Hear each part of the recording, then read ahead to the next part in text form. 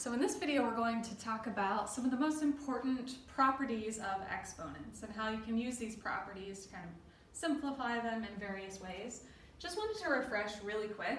An exponent, all an exponent is basically multiplication shorthand. So the exponent just says how many times you're going to multiply the number or the variable. So for example, if I want to do 5 times 5 times 5, I don't have to write it out 3 times, I could just say 5 to the third. Either of those would give you 125. Or if I don't want to write out x times x times x over and over again, just do x to the third. So that's all exponents are, is they're just a way to represent multiplication in kind of a faster way. By the way, just kind of as a side note, we say when it's to the second power, we call it squaring, because it literally would be the area of a square. For example, if I did 5 times 5, we call that 5 squared, because 5 times 5 would give me the area of a square with a side length of 5. Same thing with cubed. We call it cubed because it would make the volume of a cube. 2 times 2 times 2 would be 2 cubed, which is literally the volume of a cube with a side length of 2. So kind of interesting. Then of course we run out of dimensions that we understand. So what I'm going to do is actually, and I hope this shows up on the video, but I want you guys to kind of pause the video, and before I share these rules with you, I want you to try to simplify these on your own. It might help to write everything out. So I've done the first one for you. So 2 to the third is 2 times 2 times 2. This right here is 2 to the third. 2 to the fifth is 5 of them. And so if you have 2 times 2 times 2 times 2 times, like, if you have 3 and then 5 of them, that makes 2 to the 8th. You can see the same thing happen even with x's. And so what this kind of demonstrates, when I write it all out, I can kind of see, oh, what's happening here is, if I wanted to just simplify something like this, I could just add up the exponents to get the final answer. And so that's the rule, and this is the first rule we'll talk about. If you ever have 2 things that you're multiplying with the same base, so by same base, I mean like they're both an x or they're both a 2. So as long as they have the same base, you just add up the exponents. So m plus n, like you can see here. If it's division, it works a little differently. So if you have same base, but it's division rather than multiplication, why don't you, again, pause the video and see if you can figure out what happens here if you don't know it. So like 2 to the fifth would be 2 times 2 times 2 times 2 times 2. It's 5 of them. 2 to the third would be 3 of them. And then those would all cancel out, and you'd just be left with 2 squared, which is 4. Notice, basically what we did is we took 5 of those 2's and subtracted away 3 of them, and it left me with 2 of them. The same thing would happen with this, x times x times x times x, 4 of them, divided by 1x, which is really like x to the first power. It would cancel out 1 and you'd be left with x cubed. So notice what's happening here is you subtract them. You would be left with a to the m minus n power. So if it's multiplication, you add the 2 powers. If it's division, you subtract the 2 powers. Now let's talk about what happens if you have a power to a power. So if you want to write this out, 5 squared would be 5 times 5, and then I would repeat that 3 times. So 5 times 5 times 5 times 5 times 5 times 5, which ends up being 6 of them, 5 to the 6th, which if you want to put that in your calculator, you can. Same thing here, x to the 4th squared would basically be x to the 4th times another x to the 4th, because that's what squared means, is 2 times. And if you want to write that out, it would be 4x's times another 4x's, which would be 8x's. This is the rule we talked about before, you add the 2 powers. So notice what's happening here. We had 4 times 2, and we got 8. We did 2 times 3, and we got 6. So if you ever have a power to a power, you multiply. So just kind of in generic terms, a to the m to the n power would just be a to the m times n power. By the way, this rule right here kind of is generic. It stands for any, like a could be anything, a for anything. It literally stands for any number or variable. All right, let's try a few more.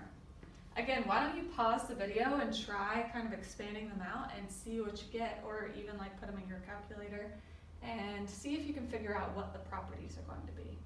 All right, so hopefully you've tried it. Now I'm going to kind of work it out here. And this one, we have multiple numbers and variables to a power. And in this case, let's see, if I did 4x 3 times, that would be 4x times 4x times 4x. And remember, the order in which you multiply things doesn't matter. That's the commutative property. So if I want to do 4 times x times 4 times x times 4 times x, that's actually the same as 4 times 4 times 4 times x times x times x. The order you multiply all that stuff doesn't matter. So really what I end up with is 4 cubed and x cubed. Same thing will happen here if I do 5xy squared. That's really the same as 5 times 5 times x times y, which is 5 squared x squared y squared. I think you get the idea. I'm not going to do the last one. Basically, what this is saying is, if you have a bunch of stuff all in parentheses squared or cubed, it's almost like you distribute the exponent. Everything needs to get the exponent. Be careful, this only works if it's all one term.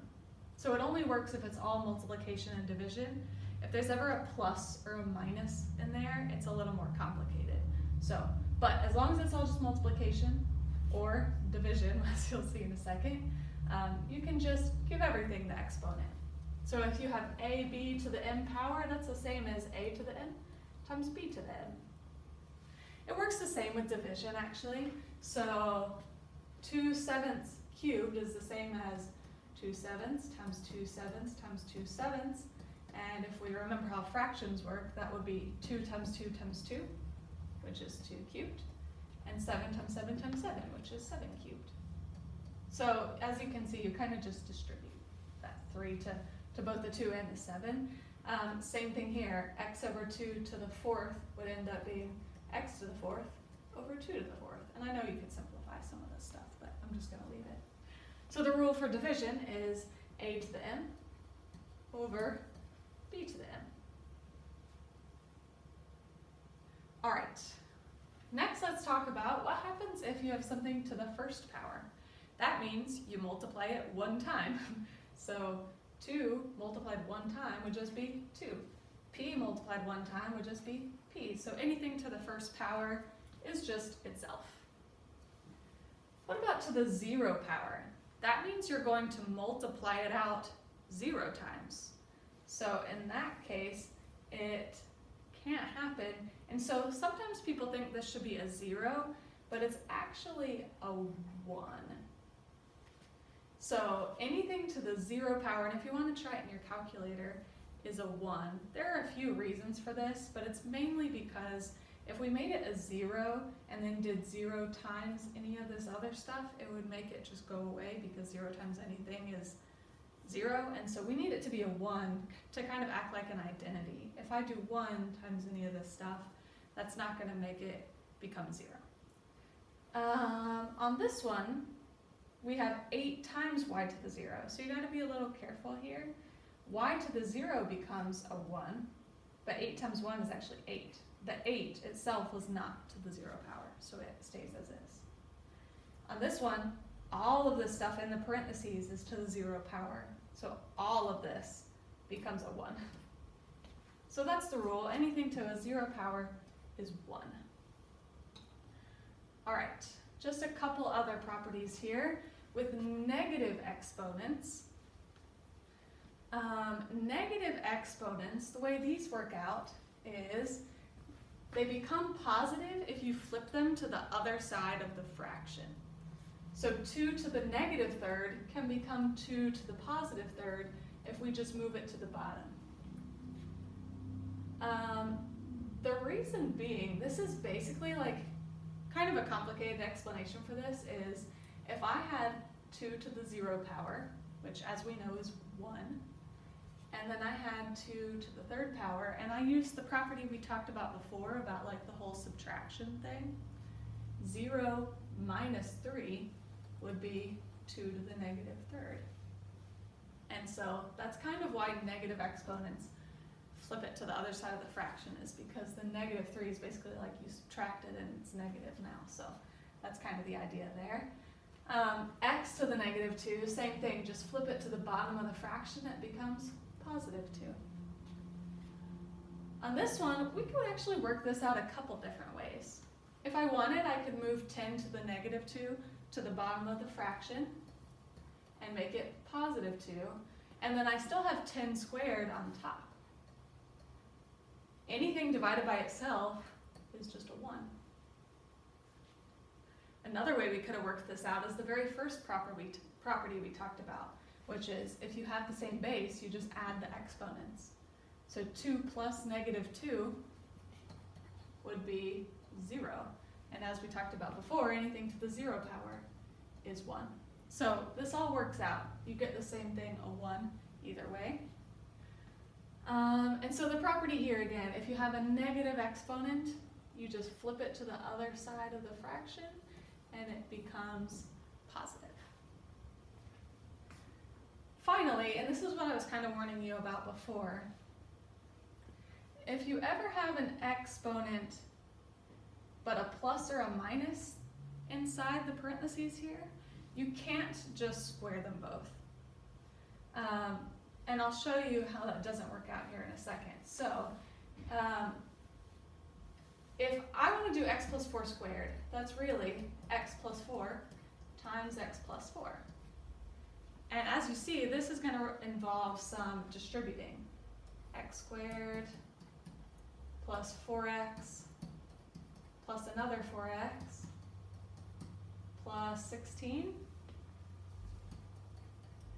Which, if I combine these two, will be x squared plus 8x plus 16. Notice that if I had just squared both of these, I would just get x squared plus 16, which would be missing the middle term. So you can't just like distribute the exponent if there's a plus or a minus. Basically, if there's more than one term in the parentheses there. Let's try this one. 2a minus 5 squared is 2a minus 5 times 2a minus 5. If I distribute that, I get 4a squared minus 10a minus another 10a, you may be noticing a pattern here, plus 25. Which, if I combine these two in the middle, would be 4a squared minus 20a plus 25. So, kind of just generically, if you ever have like something that's like a plus b squared, what it always ends up equaling, well actually let's work it out and you'll see. Basically you just need to multiply it out. So just do a plus b times a plus b if all else fails, and then you can just distribute. So you end up getting a squared plus ab plus another ab, and then plus b squared. And then the two in the middle are always going to be the same, and so you can just combine those and it's always 2ab. That's exactly what happened on these last two. So we had a squared, b squared, and then 2 of the ab. So if you want to use this little like identity here, you can. All right, I just want to go through one big example of kind of combining a lot of this stuff. Remember, order of operations applies, so the parentheses kind of holds all this together. I'll need to deal with exponents first and then kind of multiply stuff out. The first thing I'm going to do is actually, I guess I can go ahead and square all of this stuff. Since it's all one term, I can just square it all. Don't forget to do 5 squared. That's a really easy one to forget. So 5 squared is 25. X cubed squared, it's a power to a power, so you multiply. 3 times 2 is 6. And then y squared. So So that deals with all of this. That all is still in the numerator. X to the negative 10, I want to make that positive, so I'm going to move it down here and make it positive 10. And so now I have x times x times x times x 10 times. So basically this is x to the first power, and then 10 more of them. So now I have x to the 11th power. And finally, y to the 0 is just a 1. So this is times 1, which isn't going to change it at all. All right. Now notice I have some x's up here and some x's up here. There are a couple ways to handle this. One way would be, and probably the way I'm going to handle this is, since I have more x's on the bottom, I'm going to do 11 minus 6, which will leave 5, but they're on the bottom. And then the y squared is still on top.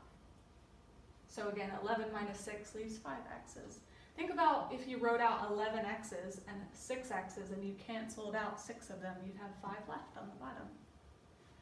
Another way to handle this would be, you could do 6 minus 11, which would be negative 5.